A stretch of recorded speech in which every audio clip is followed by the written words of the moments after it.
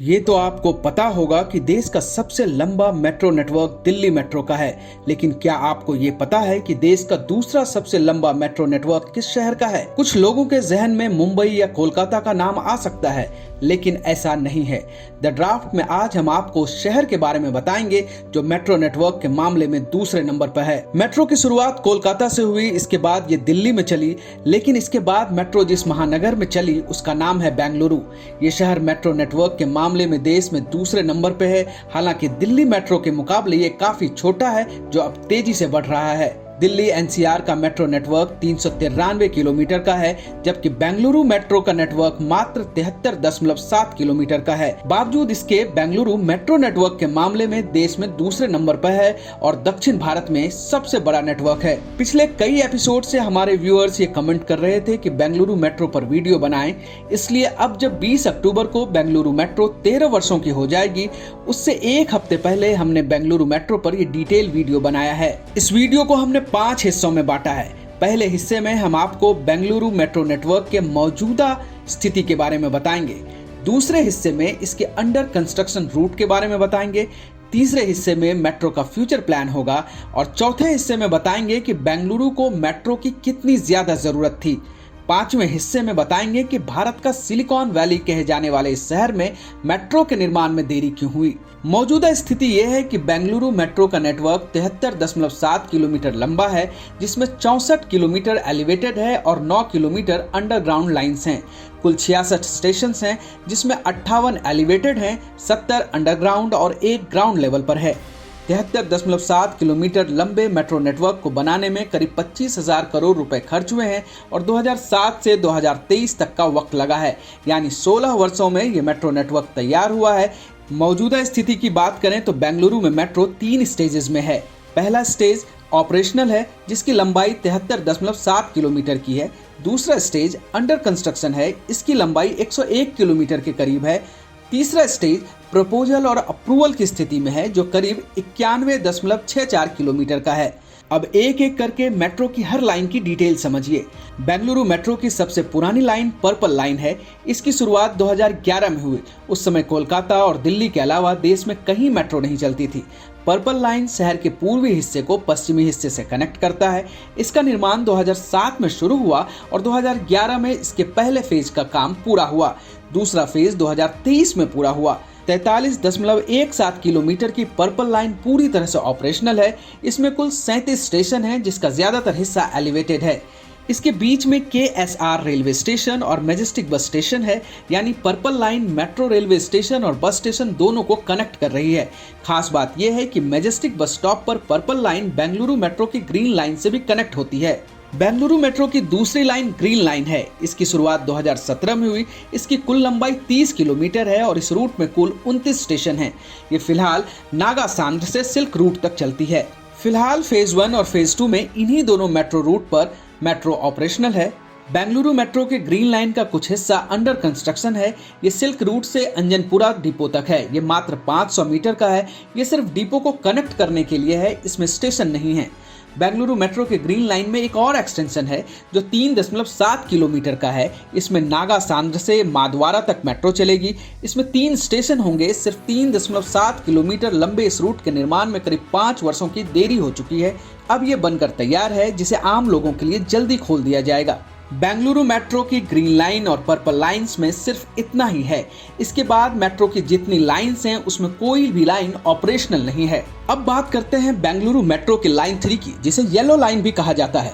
ये under construction phase में है। इसकी लंबाई 19.14 किलोमीटर है और ये आरवी रोड से बोमान सांद्र तक जाएगी। इस रूट में कुल 16 स्टेशन होंगे। इस रूट पर तेजी से काम चल रहा है। जून 2023 में इसे पूरा होना था, जिसे बाद में बढ़ाकर अगस्त 2024 किया गया। अब इस वर्ष के आखिर में इस रूट के पूरे होने की बात कही जा रही है। बेंगलुरु मेट्रो की लाइन 4 को पिंक लाइन भी कहा जाता है। ये रूट 21.38 किलोमीटर लंबा है, जो गोटीगढ़ से नागावार तक जाती है। इस रूट में कुल 18 स्टेशन हैं और ये पूरा रूट अंडर कंस्ट्रक्शन है। इसके निर्माण में 11,014 करोड़ रुपए खर्च होने का अनुमान है। इस रूट को सितंबर 2025 तक पूरा होना था, लेकिन अब इसकी तारीख बढ़ाकर जून 2026 तक कर दी गई है।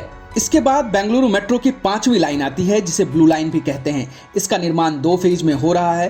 ब्लू लाइन के पहले चरण में मेट्रो सेंट्रल सिल्क बोर्ड से केआर पुरम तक जाएगी।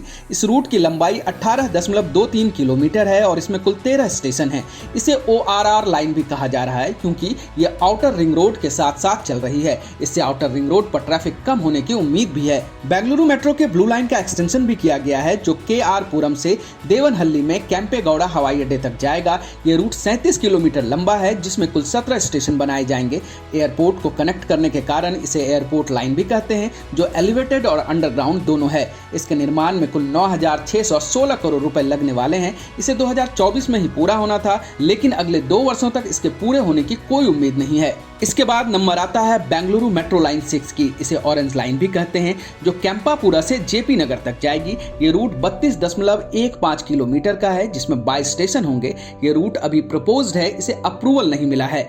बेंगलुरु मेट्रो की 7वीं लाइन को सिल्वर लाइन का नाम दिया गया है जो काडा बागरे से होसाहल्ली तक जाएगी। इसकी लंबाई 12.5 किलोमीटर है और इसमें 9 स्टेशन प्रपोज्ड हैं। अभी इस रूट को अप्रूवल नहीं मिला है। बेंगलुरु मेट्रो की 8वीं लाइन रेड लाइन है जिसे हेब्बाल से शारजापुर तक बनाया जाएगा। ये 37 किलोमीटर लंबा होगा।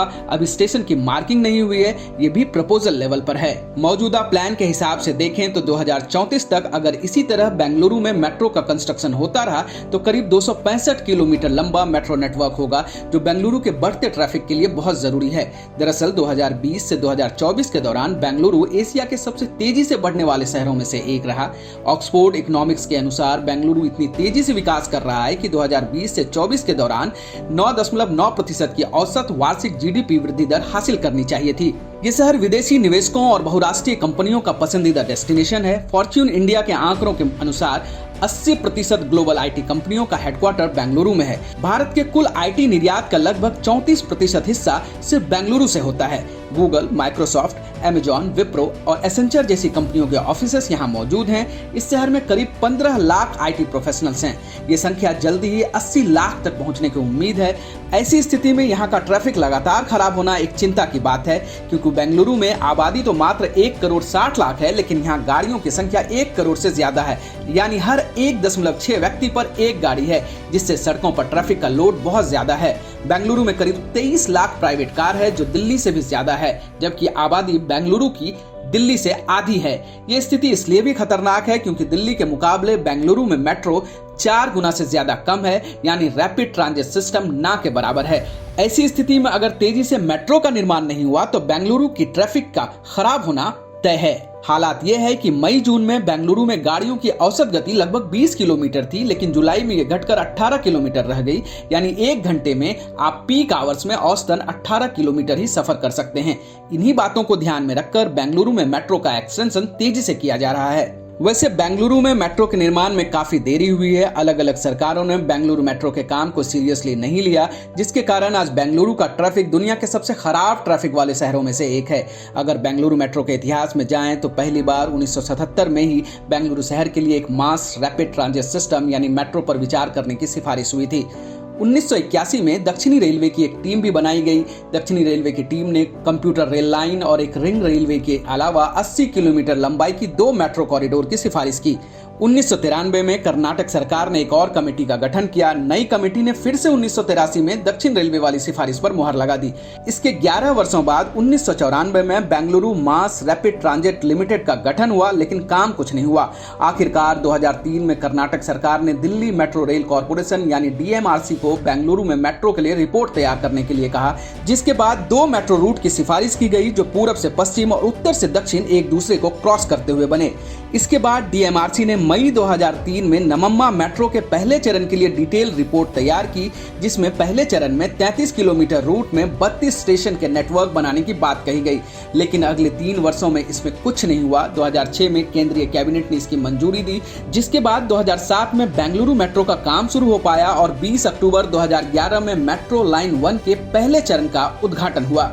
हमारा ये वीडियो आपको कैसा लगा ये हमें कमेंट करके बताइए और अगर आपको हमारे कंटेंट अच्छे लगते हैं तो आप चैनल को सब्सक्राइब कीजिए, वीडियो को शेयर कीजिए और हाँ, इसे लाइक करना बिल्कुल मत भूलिए।